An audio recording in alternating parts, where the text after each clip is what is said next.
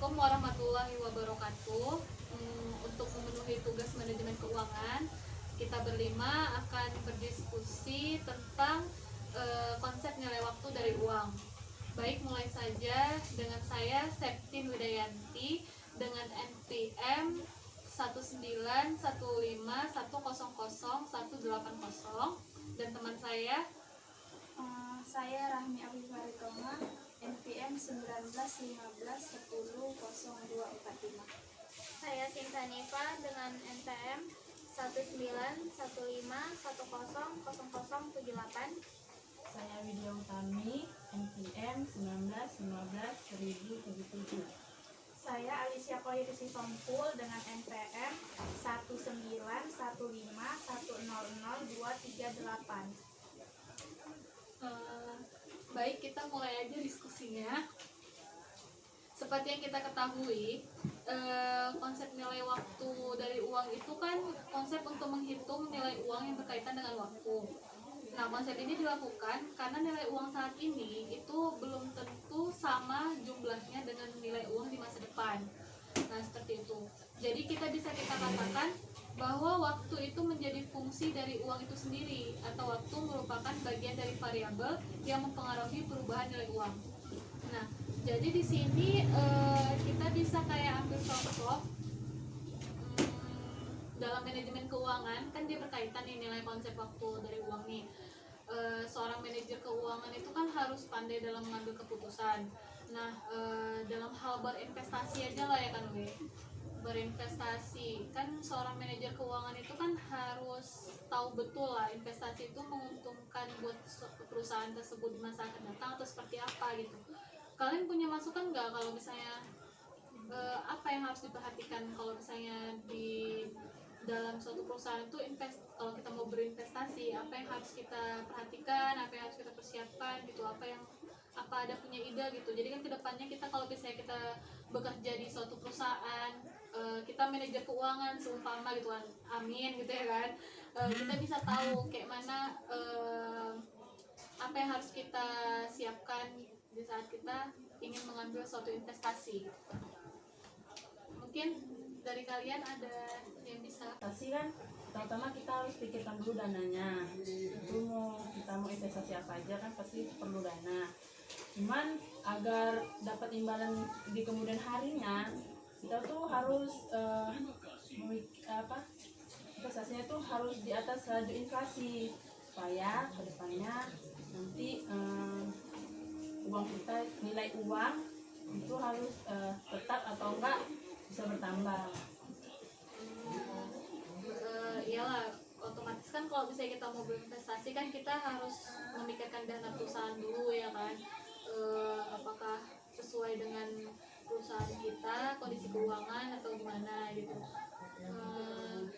Contohnya biasanya kalau misalnya kayak suatu perusahaan lah gitu kan, mereka tuh kan kayak berinvestasi di bidang properti gitu ya. Nah itu deh kayak mana ya kalau misalnya properti itu ya? Kalau investasi dalam bidang properti, ada investasi kan berupa properti nih. Properti kan ada dibagi-bagi, cuma seperti ada properti kantor. Nah, properti kantor ini sangat diperlukan, merupakan investasi paling utama karena itu merupakan properti untuk kantor, untuk gedung perkantoran. Karena dan harus diperhatikan untuk gedung perkantoran ini lokasi yang strategis yang menjadi salah satu faktor pendorong untuk suatu perusahaan.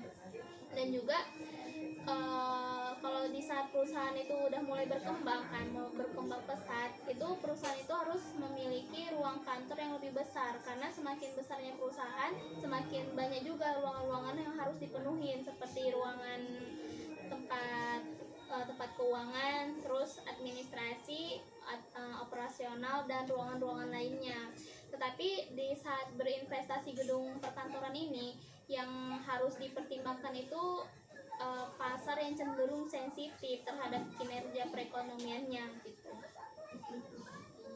Berarti intinya gini ya, kalau bisa kita mau berinvestasi di bidang properti kantor tadi dibilang kan, kita kalau menurut kakak nih ya, kita juga harus memikirkan biaya pajak di sini kan, pajak yang dibang Jadi kan kita bisa kedepannya itu berpikir setidaknya berapa pengeluaran yang akan kita keluarkan, nah itu sesuai nggak dengan pemasukan kita dalam satu perusahaan. Karena memang harus diperhatikan gitu. Gitu ya. Terus apa salah satunya selain di properti kantor kayak apa? Kayak ada properti di bidang retail ya, retail penjualan yang retail penjualan atau yang dapat diperdagangkan ya. Ya kayak kita berinvestasi buka pusat belanjaan ya, buka mall gitu ya kan. Di situ kan kita otomatis kan ujung-ujungnya berbagi saham juga di situ ya kan biasanya kan. Kalau misalnya di bidang investasi mall biasanya itu kan banyak tuh satu mall tuh berbagi saham gitu ya kan. Nah terus selain retail dan penjualan yang bisa diperdagangkan apalagi kira-kira? Tapi kalau misalnya yang diperdagangkan Nggak masuk kakak, selain properti kantor, properti retail itu apa lagi tuh? itu ada properti industri manufaktur. Terus investasi ini bisa dilakukan berbagai macam, mulai dari perdagangan, manufaktur, tempat penelitian dan pengembangan, tempat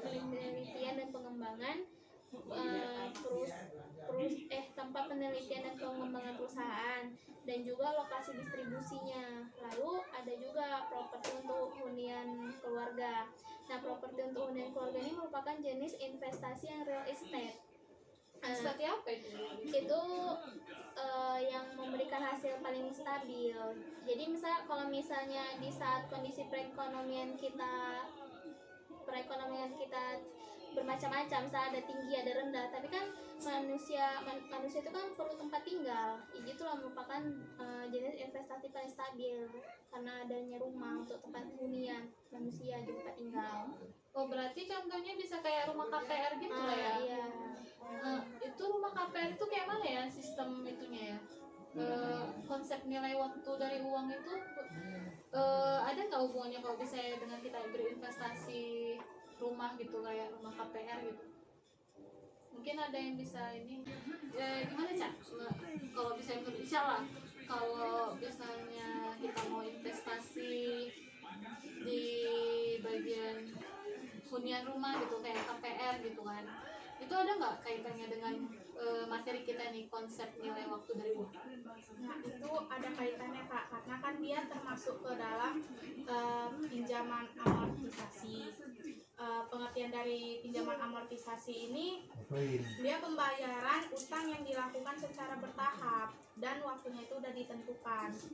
Jadi kayak semisal kita ngambil KPR rumah kan, semisal kita mau bayar cash itu cuma 150 juta. Tapi kalau kita ambil yang kreditnya itu dia ada bunganya, dikenakan bunga. Jadi kan misal ambil yang 15 tahun. Jadi harga semula kan di 150 juta, karena kita kredit jadi harganya dia beda, jadi ada kenaikan harga. Jadi misalnya bunganya 1 juta tuh, jadi 1 juta kan dikali cicilannya 1 juta, baru ada bunganya kan dia selama 15 tahun. Nah jadi 1 juta itu ditambah bunga misal jadi 180 juta gitu kan, itu udah sama bunga selama 15 tahun. Nah kita bayarlah itu cicilannya per bulan 1 juta itu selama 15 tahun itu. Baru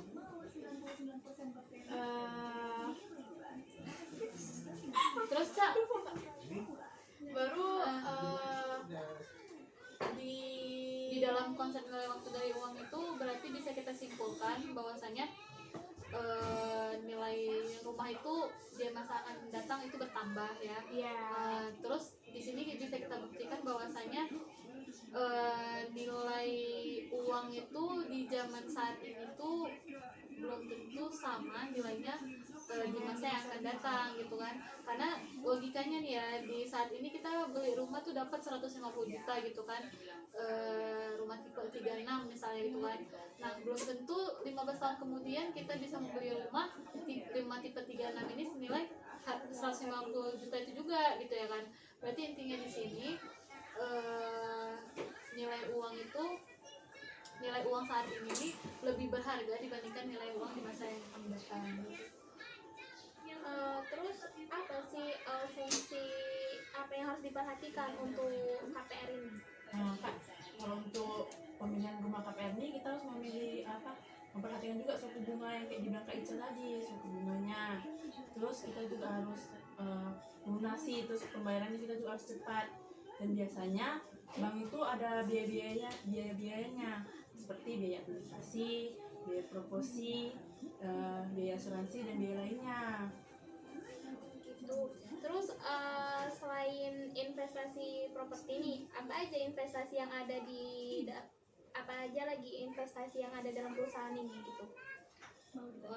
Biasanya perusahaan ya, Apa investasi aja apa gitu ya. selain properti itu apa aja investasinya gitu? Ada itu lagi apa namanya deposito bank ya atau deposito utang gitu. Itu maksudnya mengkompensasi deposan atau pemberi pinjaman untuk nilai waktu uang. Jadi makanya itu deposito bank ini juga mendasari investasi. Kenapa? Karena investor bersedia untuk tidak membelanjakan uang mereka sekarang, hanya jika mereka mengharapkan pengembalian yang menguntungkan atas investasi mereka di masa depan. Jadi deposito ini singkatnya diambil sekarang tapi perkaliannya untuk masa mendatang gitu kan. Sedemikian rupa sehingga peningkatan nilai yang akan tersedia nanti cukup tinggi untuk mengimbangi preferensi untuk membelanjakan uang sekarang. Kelebihan kita kalau untuk deposit itu apa aja? Keuntungan dari deposito ini kan dia nggak takut rugi karena dia udah dijamin sama lembaga penjamin simpenannya. Jadi yang bertanggung jawab yang penyimpan dana ini lah ya. Iya. Oh gitu. Terus deh, Berarti kan Kak, kalau misalnya ada keuntungan pasti ada kelemahan dong Kak, ya kan Kak? Jadi kelemahannya itu apa aja ya? Keuntungan yang dibilang Ica tadi itu juga ada keuntungan yang lain kayak deposito itu kan lemah terhadap inflasi, resiko kerugiannya juga kecil, terus suku bunganya itu juga lebih tinggi, nilai investasinya tidak akan bertambah di masa mendatang. Berarti kan ini kan ada keuntungannya kan Kak. Kelemahannya tuh apa aja ya Kak? Menurut Kakak?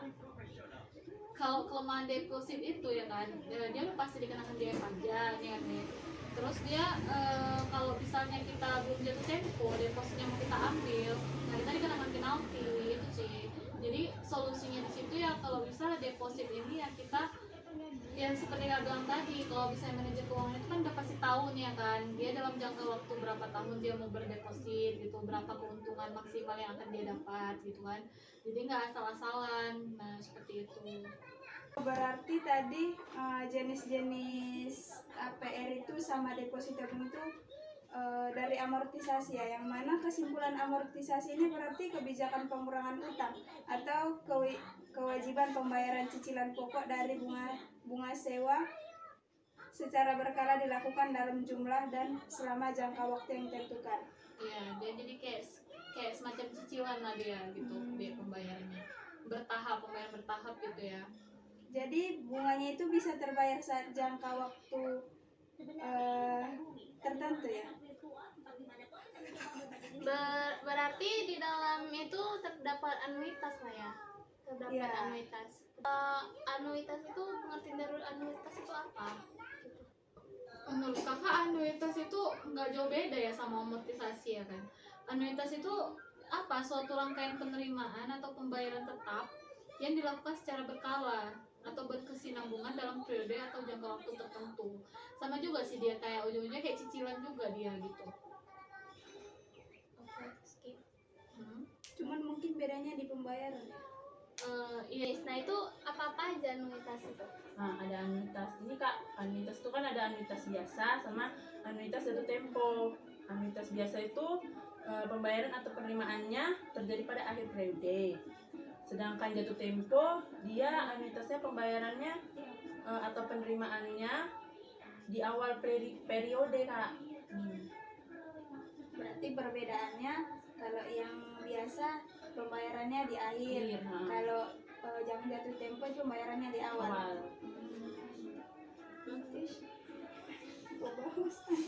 Berkali khas. Nah, di dalam definisi anuitas itu kan ada terdapat anuitas, kan ada terdapat konteks asuransi. Nah, kenapa di dalam anuitas itu ada konteks asuransi? Nggak punya. Kita siapa yang buat asuransi? Ini masa asuransi, woi. Kayak ini tadi. Berarti kan di dalam konteks keuangan itu kan nanti dulu sedikit. Berarti pada anuitas itu kan terdapat dua konteks nih, konteks asuransi dan konteks keuangan. Nah, pengertian konteks asuransi itu apa? Pengertian anuitas dalam konteks asuransi itu apa? Pada konteks asuransi ini maksudnya di anuitas ini merupakan kontrak kontrak antara pekerja dengan perusahaan asuransi, di mana pekerja melakukan serangkaian pembayaran dan sebagai imbalannya akan memperoleh pencairan reguler setelah tiba pada waktu yang ditentukan di masa-masa yang akan datang. Jadi anuitas dalam kaitannya ini investasi guna perencanaan finansial di masa depan, dengan bertujuan untuk menyediakan aliran pendapatan yang stabil selama dia masa pensiun. Nah, dananya ini dibayarkan pekerja secara berkala selama masih produktif bekerja dan akan bertambah jumlahnya pada tahun ke tahun hingga tiba masa pensiunnya. Berarti itu kan dalam konteks asuransi, pengertian anuitas dalam konteks asuransi. Nah, pengertian anuitas dalam konteks keuangan itu seperti apa? Kembali lagi ya, menurut kakak anuitas dalam konteks keuangan ini, anuitas itu kan umumnya dimanfaatkan dalam perhitungan bunga atas pinjaman dan bunga atas investasi jangka panjang. Tujuannya itu tentu saja untuk mempermudah nasabah dalam membayar jumlah angsuran atau cicilan setiap bulannya gitu kan, dalam jangka waktu pinjaman. Demikian pula pada investasi, tujuannya itu adalah untuk mempermudah para investor menerima imbal hasil setiap bulan selama berjalannya jangka waktu investasi. Jadi kan kalau ini Kak jelasin lagi, anuitas dalam konteks keuangan ini fungsinya itu sih untuk mempermudah nasabah dalam dalam cicilan per bulan ataupun bagi investor yang menerima imbal hasil lah terhadap anuitas itu. Nah, kalau penilaian anuitas itu sendiri dilakukan dengan bagaimana, Kak? Nah, untuk menentukan penilaiannya itu Kak, kita harus diisyaratkan adanya perhitungan nilainya dari sekarang, sehingga pembayaran anuitas di masa yang akan datang berjalan dengan lancar. Kembali lagi lah kita di awal kan, nilai waktu dari uang. Nah, ini agak sedikit pengulangan. Time value of money atau disebut nilai waktu dari uang, itu kan merupakan suatu konsep yang menyatakan bahwa nilai uang sekarang akan lebih berharga daripada nilai uang yang akan di masa yang akan datang gitu kan, atau suatu konsep yang mengacu pada perbedaan nilai uang yang disebabkan karena perbedaan waktu. Dalam memperhitungkan baik nilai sekarang maupun nilai yang akan datang, kita harus mengikutkan panjangnya waktu dan tingkat pengembalian. Maka konsep time value of money ini sangat penting dalam masalah keuangan, baik untuk perusahaan, lembaga maupun individu. Nah, seperti itulah ya kan, makanya kayak kita ini kan manajemen keuangan.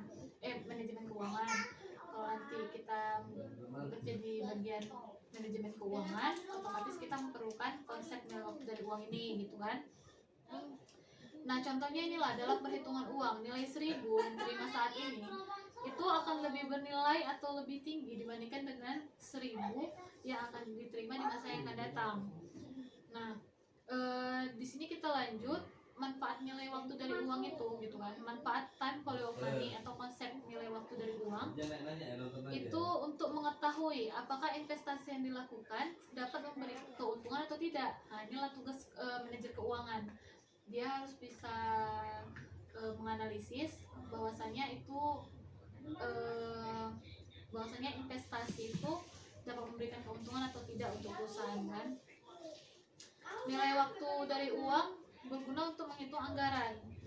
Dengan demikian, investor dapat menganalisa apakah proyek tersebut dapat memberikan keuntungan atau tidak.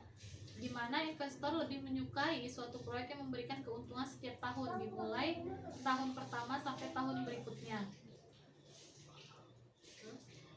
Itu kan di dalam penjelasan future value atau nilai yang akan datang, itu kan terdapat dua rangkaian pembayaran. Dua rangkaian pembayaran menggunakan bunga. Terdiri apa saja bunga di dalam rangkaian itu? Nah, itu Kak ada 2 bunga. Yang pertama bunga sederhana dan yang kedua bunga majemuk Kak. Penjelasannya? Bunga sederhana itu dikenakan hanya pada pinjaman, tabungan dan investasi. Sedangkan bunga majemuk menunjukkan bahwa bunga yang hasilkan dari pinjaman tersebut ditambah terhadap pinjaman pokok secara berkala. Terus itu kan di dalam bunga sederhana itu kan terdapat hanya digunakan terdapat pinjaman. Nah, pinjamannya itu termasuk pinjaman kayak di leasing gitu atau gimana? Ini kan di leasing kan ada pinjaman bagian BPKB. Nah, itu kan termasuk pinjaman juga tuh. Nah, itu termasuk bunga sederhana atau bunga majemuk kan dibilang di bunga sederhana kan terdapat hubungan yang digunakan hanya pada pinjaman, tabungan dan investasi di bunga sederhana tuh. Terus kalau di bunga majemuk, bunga yang menunjukkan bahwa bunga yang stabil hasilkan dari pinjaman investasi. Itu termasuk di mana BPKB itu, pinjaman BPKB itu masuk di bunga sederhana atau bunga majemuk?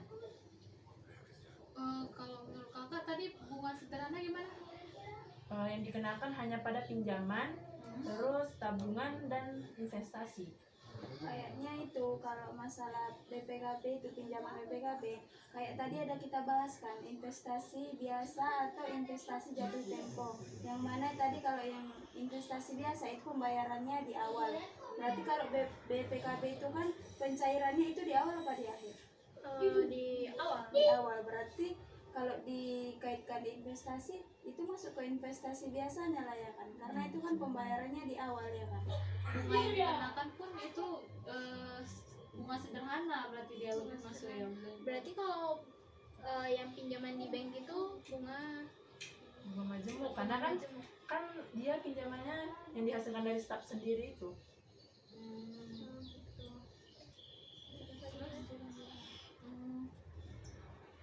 Yang inilah anuitas tadi lah kan, di dalam konsep nilai waktu dari uang ini, anuitas itu kan tadi suatu rangkaian penerimaan atau pembayaran tetap yang dilakukan secara berkala pada jangka waktu tertentu. Nah, selain itu, anuitas juga bisa diartikan sebagai kontrak di mana perusahaan asuransi memberikan pembayaran secara berkala sebagai imbalan premi yang telah kita bayar gitu kan. Di sini dikatakan anuitas itu bisa diartikan sebagai kontrak di mana perusahaan itu di mana perusahaan asuransi di sini ya memberikan pembayaran secara berkala sebagai imbalan premi yang telah kita bayar. Berarti anuitas ini kalau dilihat dari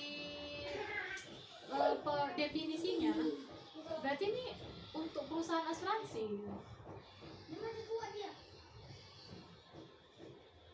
Karena kan contohnya bunga yang diterima dari obligasi atau dividen tunai dari suatu saham preferen. Nah, kembali lagi anuitas itu kayaknya ada 2 jenis lah. 2 jenis. Apa aja tuh? 2 jenis. Ada anuitas biasa dan anuitas jatuh tempo. Itu kayak mana tuh deh anuitas biasa itu gimana? Kalau yang anuitas biasa itu anuitas yang pembayaran atau penerimaannya terjadi pada akhir periode. Sedangkan yang anuitas jatuh tempo itu dia pembayaran atau penerimaannya itu dilakukan di awal periode. Oh, berarti intinya anuitas biasa itu pembayarannya dan itu di akhir ya kan. Kalau misalnya jatuh tempo, pembayaran dan penerimaannya itu di awal. Iya. Oh, berarti itu khusus perusahaan asuransi ya. Dia punya dua jenis pembayaran dan penerimaan lah ya berarti ya. Selanjutnya apalagi nih? Ada anuitas terhutang tuh yang gimana? Kalau anuitas terhutang itu dia anuitas yang pembayarannya dilakukan pada setiap awal interval. Awal intervalnya itu yang pertama merupakan perhitungan bunga yang pertama, dan awal interval kedua merupakan perhitungan bunga kedua, dan seterusnya. Terus deh, anuitas itu pembayarannya kan ada itu namanya nilai sekarang, nilai akan datang. Itu di mana ya nilai sekarang anuitas tuh ya? Nilai sekarang anuitas itu nilai hari ini dari hari pembayaran sejumlah dana tertentu yang dilakukan secara teratur selama waktu yang telah ditentukan. Jadi perhitungan nilai sekarang anuitas itu juga akan memberikan hasil yang berbeda jika kita melakukan investasi pada awal atau akhir tahun. Gitu. Kalau ini anuitas terhutang, dia ada nilai sekarangnya juga? Ada, karena itu terhubung. Gunanya untuk mengukur setiap pembayaran yang maju satu periode atau pembayaran pada awal tahun dengan menggunakan formulasi. Anuitas terhutang, anuitas abadi. Kalau untuk anuitas abadi sendiri, dia itu serangkaian pembayaran kan Kak, yang selama jumlahnya dan diharapkan akan berlangsung terus menerus untuk kedepannya.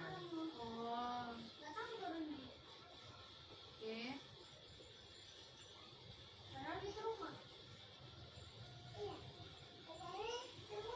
Terus kan di tadi lah ya kan, Hani, kan ada bunga sederhana, bunga majemuk nih kan. Kalau untuk periode kemajemukan tengah tahunan atau periode lainnya, itu bunga majemuknya itu gimana ya maksudnya? Itu bunga majemuknya di mana proses aritmatikanya itu untuk menentukan nilai akhir dari arus kas atau serangkaian arus kas apabila suku bunga ditambahkan satu kali dalam setahun. Sedangkan bunga majemuk setengah tahunan proses aritmatika untuk menentukan nilai akhir dari arus kas atau serangkaian arus kas apabila suku bunga ditambah 2 kali dalam setahun.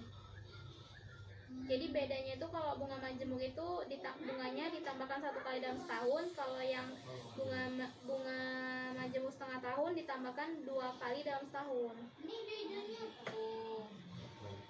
Terus dalam nilai konsep waktu dari uang itu, ini kita bahas lagi lah ya kan secara amortisasi pinjaman itu tadi kayak mana itu amortisasi pinjaman? Itu kan dia merupakan salah satu yang terpenting dari bunga majemuk. Oh, berkaitan juga ya sama bunga majemuk ya. Karena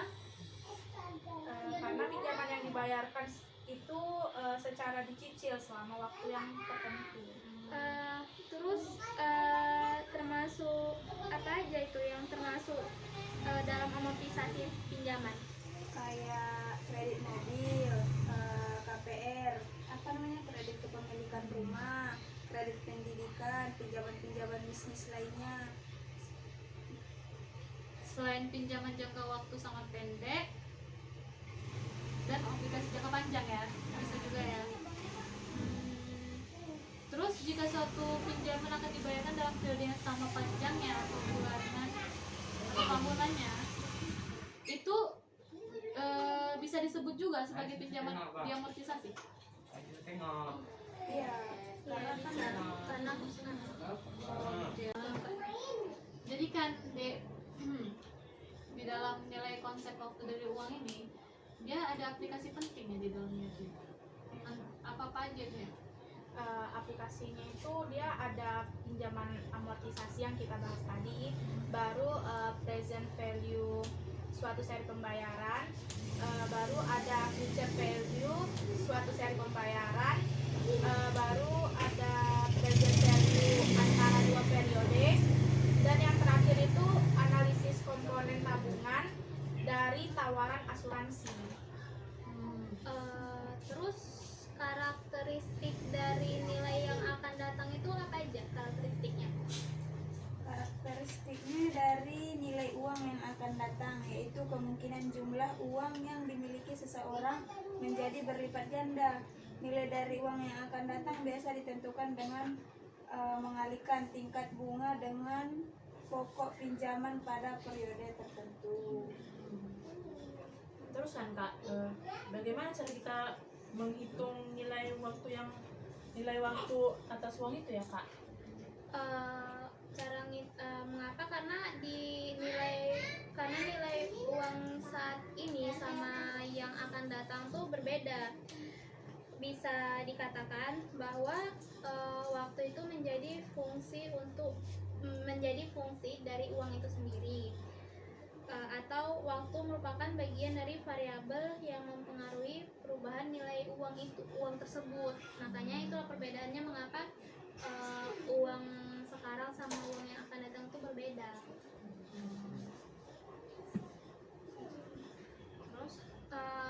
Terus kan di dalam konsep manajemen keuangan itu kan ada tentang nilai waktu.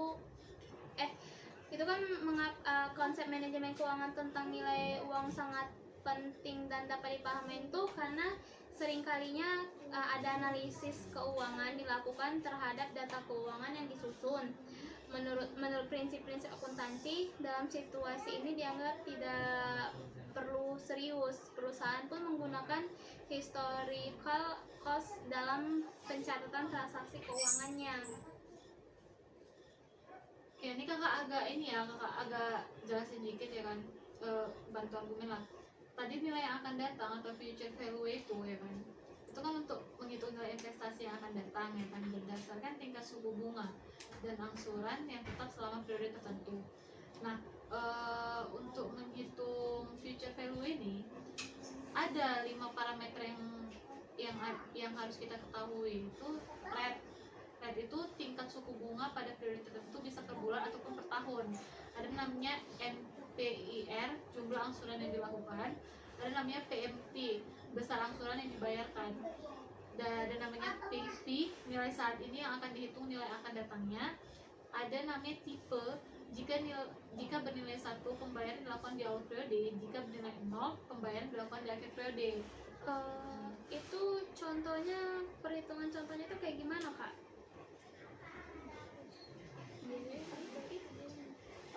Contohnya kayak biaya masuk ke perguruan tinggi kan, kayak kita kalau saat ini misalnya lah 50 juta, jadi berapa biaya masuk perguruan tinggi 20 tahun yang akan datang gitu kan, dengan asumsi pemerintah mampu mempertahankan inflasi 1 digit, misalnya 8% per tahun. Yaitu kan kita menggunakan fungsi PV ya, masukkan nilai untuk parameter-parameter yang ada, kayak rate-nya tadi, berarti rate-nya itu 8%, NPR-nya 20, PMT-nya 0 karena tidak ada angsuran yang dikeluarkan tiap tahunnya. PV-nya itu tadi biayanya yang sekarang ini 50 juta, minus sebagai tanda cash flow bahwa kita mengeluarkan uang. Tipenya berarti 0 lah ya. Terus apa kita kayak mana ya? Kita tuh merasa nggak sih bahwa rupiah ini